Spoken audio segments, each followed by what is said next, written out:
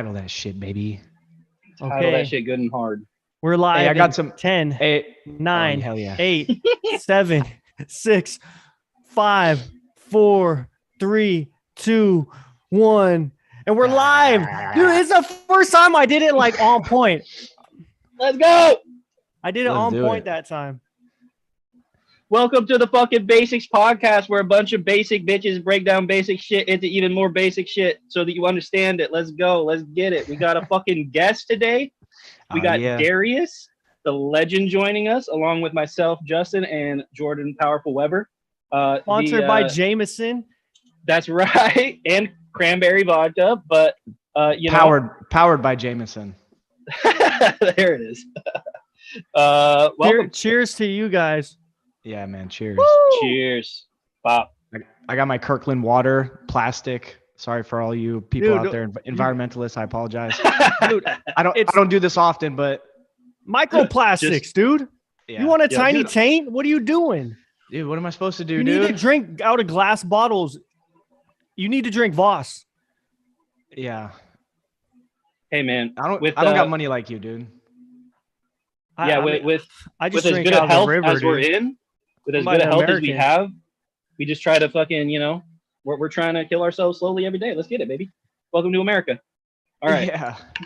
Anyway, Jordan, Darius, how are you guys doing? How's the weather? I'm sweating balls. I'm good, man. You guys Like look nice 100. and chill. 100 Thank you, bro. degrees. Yeah. Yeah, it's super hot here in Sacramento. It's like almost unbearable. Fuck. Like especially if you're standing on the concrete, it'll like melt you. It's like an endurance thing. Yeah, You have to, damn. like you have to like actively seek shade, otherwise you'll definitely have a heat stroke. That's what I'm saying, bro. It's like if you're not in the AC in the car or in the house, you're trying to find shade or a cool place to be. It's not like that's crazy, man. That's crazy, bro. It's like when you see some of these homeless people that like live on the street and they're wearing like 3 jackets and 3 pants. Oh my god! In like 100-degree weather. It's like brutal. Yeah, it's just hard to imagine that someone can survive when they're like triple layered in 100-degree weather. But these homeless people, man, they pull it off, man. I don't know what's. I just had an idea. Yeah. Bad way to start the podcast, but what if in the future there is a mega race formed from all the homeless people's kids, all the homeless people that survived the hardest times possible that had kids, and then the homeless kids become the next warrior class and dominant alpha class. Potential possibility. I'll just leave it at that. We don't have to entertain that at all. But listen, man. I've thought about that too, because the amount of suffering that it's like there's a segment of the population that's getting softer and softer, and less resilient. And I would say also more affluent is that same softness progression. Yeah. Like the more money you get, the softer you get as well. No, I mean, yeah, that's definitely the sometimes the case. The theme. Sometimes the case. I mean, all the time, dude. Like if you're rich, you're not gonna put up with 100-degree weather wearing 3 layers. This is they got the Montana house. They go from where it's hot and they go up north. They migrate. Yeah, they got all their homes in Montana. Yeah, shit. Yeah, they figure out ways to be as comfortable as possible. So there's definitely something to be said that if you have more money, your gene expression is probably going to be diminished like over time. Like absolutely, there's certain genetic switches that just don't get triggered, and then your offspring are born fucking softer and weaker. And if you extrapolate that out to over like 100 years, shit, man. You talking about the rich people genetics? Yeah. Both ways. Well, and the rich people, they're all interbreeding with each other to keep their bloodlines pure. Yes, so sir. They're getting genetic fuck ups. Is that true, bro? Because they're traveling all over the world, dude. They're having multiple children with multiple. Well, they women mix in the odd sex slave into the gene pool every now and then. So yeah. Probably works out fine for them. Every now and again, Jeffrey Epstein, invites them to an island. Right. They impregnate a Dominican child. Yes. This is exactly what I was saying. Shit. I'm just talking about like royalty, the royal families, the monarchs and stuff. I don't know about like all the other rich people. I agree with like, yeah, they've got multiple kids from multiple females. I'll bet you the Waltons and the Johnsons are in the same gene pool. Like, you know what I'm saying? At least now, it's like all those, you just think about the mega rich, they're all in the same gene pool now. If they weren't before, it's like, you're only, if you're the son or daughter of a man with billions, you're only going to be associating with other sons and daughters of other people that have billions. You know what I mean? So the gene pool is consolidating itself as we speak, I'm sure. A lot of the rich families, they will send their kids to the same private schools. It's big in like Europe. They'll send them out to like Switzerland and all those rich families. They stay connected with each other that way. That's right. 100%. Dude, but yeah, I'm trying to send my kids to those schools. Me too, dude. I want to sneak them in. You know what I'm saying? I'm trying to go back to high school, dude. Yeah, all the shit we're talking, dude.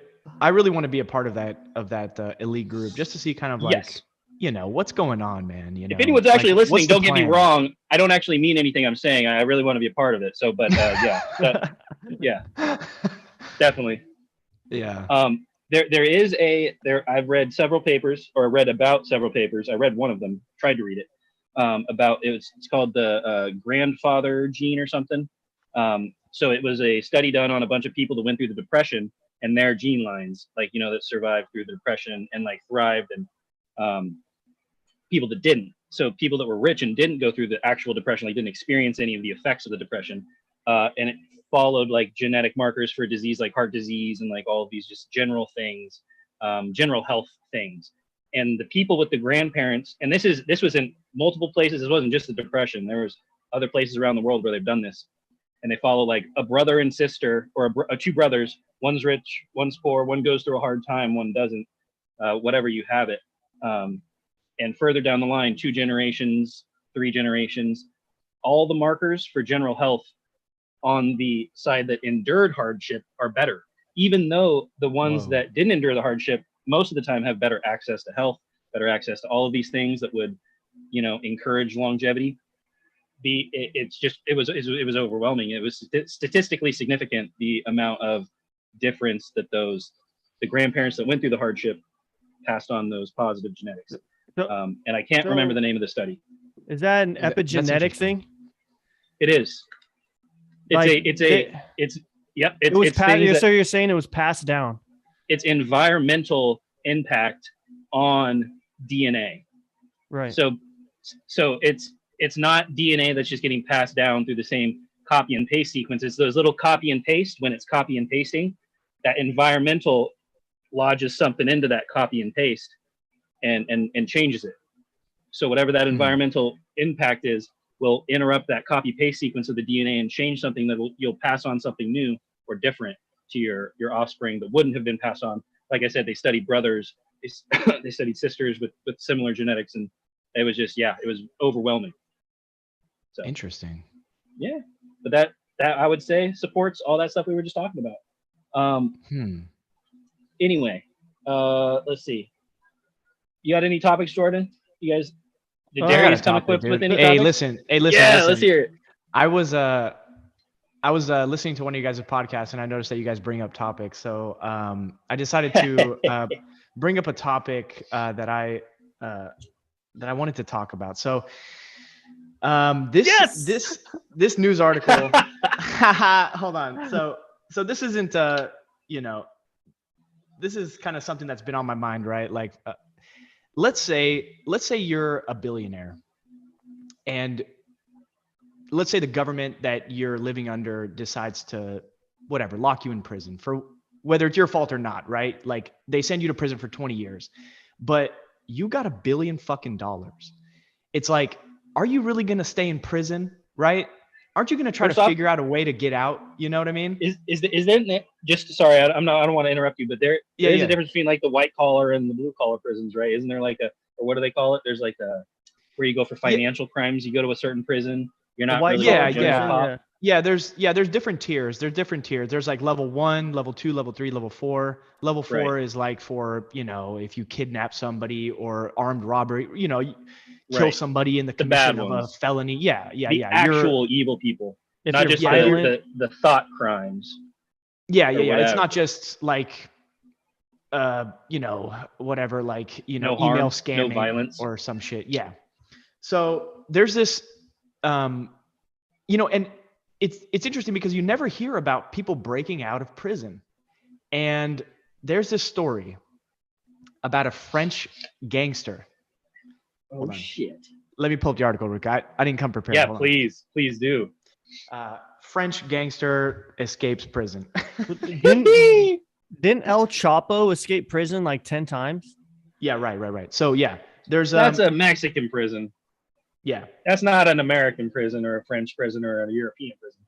Yeah. You'd expect that kind of shit in Mexico, right? Because, No, I'm not saying shit about Mexico like as a general statement, but their corrupt government is very. That's what I'm saying. Like, and it's obvious. That's not. No. Yeah. There's definitely something to be said about politicians being bribed, people being bribed with money, etc. But like, you kind of don't really expect this kind of shit to happen like in the Western world, or like, right in Europe, at all, really. Yeah, in Europe especially. So the title of this article here is French gangster who escaped from prison in hijacked helicopter is captured. So no. So he eventually got captured. Apparently, I don't know the how the story really ends, but so this guy, right? So he went to prison for being involved in the murder of a police officer. I guess one of his henchmen decided to rob a dude. In the process of this crime, a police officer died. A young female police officer died, and he went to prison for 25 years. So he says to himself, you know what? Fuck that. I've got a ton of money. I am not doing the time. So he concocted this plan to hijack a helicopter. So two of his boys decided to go to like a local airport where a helicopter pilot was doing training. So the two henchmen decide to hijack this dude's helicopter at gunpoint and say, fly us to the prison. They flew the helicopter to the prison. They landed the helicopter on the grass, and they used explosive devices and fire. Where'd Justin go? Justin! No! Keep going. I'm listening. All right. So they flew the helicopter to the prison at gunpoint. So this pilot's literally shitting his pants flying this helicopter that was just hijacked by two mobsters. They fly the helicopter to the prison. They land the helicopter in the part of the prison that doesn't have anti-aircraft netting or, whatever, like anti-aircraft systems that, these high security prisons have. Dudes get out of the helicopter, use explosive devices to, blow up a certain section of the prison where they knew that this kingpin was staying. And they eventually pulled him out of the prison, got him in the helicopter, and flew away. They landed the helicopter in a bush, and they torched the helicopter. They got into a getaway car. They switched multiple vehicles in the process, whatever. They probably had like diversionary like fires in different places to like, throw off the police officers. But long story short, dude, this guy basically Hollywood styled his way out of a maximum security penitentiary. And this is the type of shit that I love to hear about, because listen, broski, if you're facing that big number, that big 2.5 in the feds, or in the, in the maximum security penitentiary or some shit, and you have billions, hire a mercenary group to break you out. Like, you should definitely do that, and don't stop until you make it out, because, the idea of a billionaire just like laying down and being like, okay, yeah, I need to serve my time and pay my debts back to society. Like, that's not the way they think, They're very, very, I don't even want to say that, whatever, they're selfish. Maybe they are selfish, but like, if you've lived your life at that level where you control every aspect of your environment for 20 years of your life, and then all of a sudden some dudes with guns say, you have to stay in this cage for the rest of your life, you're going to throw as much money as you can to get out of there. And that's exactly what this guy did. That's about he actually survival. did it. Yeah, it's about survival. And he made it, dude. And I guess he got caught. I'm not sure like what how he slipped up, but when I got to do one thing. Yeah, do your thing. It's pretty big. I got to end this. No problem. And I'll reinvite reconnect. Justin, because when his phone connected and it had the two screens pop up, I booted one and it kicked him like permanently from this meeting. Okay, let's cancel all right, let's end it, and then I'll rejoin. I gotta restart it. I'm sorry. Yeah, no, it's all good. No problem.